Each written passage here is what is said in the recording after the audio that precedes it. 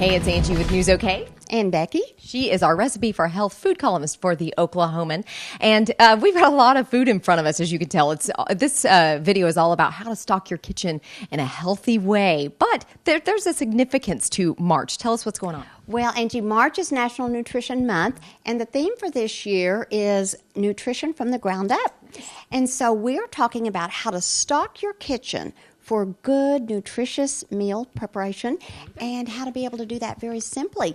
And we want to use as a guideline my pyramid, which of course we talk a lot about that. The first group in my pyramid would be the grains, the vegetables, the fruits, the milk and milk products, meats and beans, and then we have oils as well. And we're going to also talk a little bit about seasoning foods. So those are just the groups that we'll work with, and we want to start with the grain group. And we want to emphasize the whole grains. About half of the grains that we have should be whole grains, half of the servings from the grain group. This is one that is a whole grain bun. We have barley. We have whole grain brown rice. We have, this is a different rice that is a whole grain rice. Oatmeal. And, of course, whole grain breads. That is a whole grain pasta. Lots of different choices. Tortillas, corn tortillas.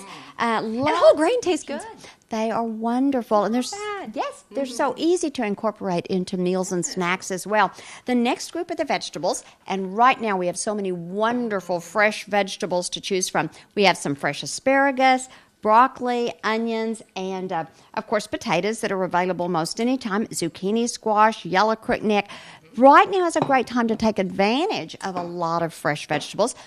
But we also want to look at those that would be canned.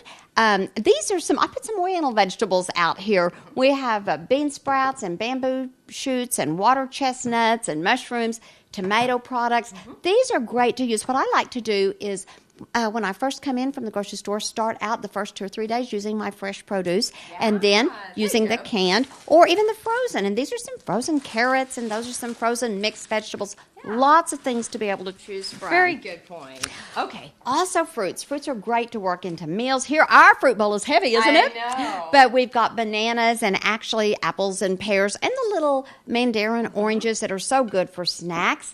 And then dried fruits, lots of different varieties of dried fruits, and canned as well. This is some canned pineapple, and then raspberries, all kinds of berries that are available frozen. And once again, those are great to use in salads, to garnish foods, as snacks, breakfast ideas, lots of different things. Yes, for sure. The milk and milk group, we are showing the skim milk and milk products. That would be a yogurt. We have the lower fat cottage cheese. And then these cheeses that we're showing here are made with 2% fat milk. Both are grated, and then we have the block there. And I can't taste a difference when I've had these before. They taste just as good. They're very good, and they melt well. And the cottage cheese, when you mix that with fruit or with sliced tomatoes, it's a great salad. There you go. Next, we're going to look at our meat and bean group. And this is a ground beef. This one, we want to look at the low fat. This one is a 93% lean, which is 7% fat, of course. And then those would be chicken breasts, and you can either get them skinned or remove the skin yourself.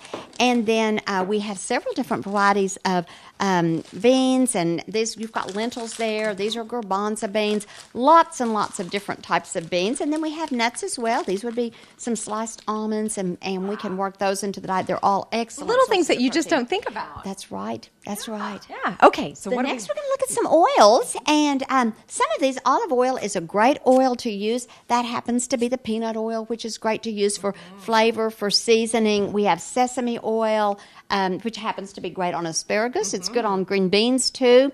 And then vinegars are wonderful for seasoning. You've got the rice vinegar there. We have red wine vinegar, and here's balsamic, and then this goes back to one of the oils.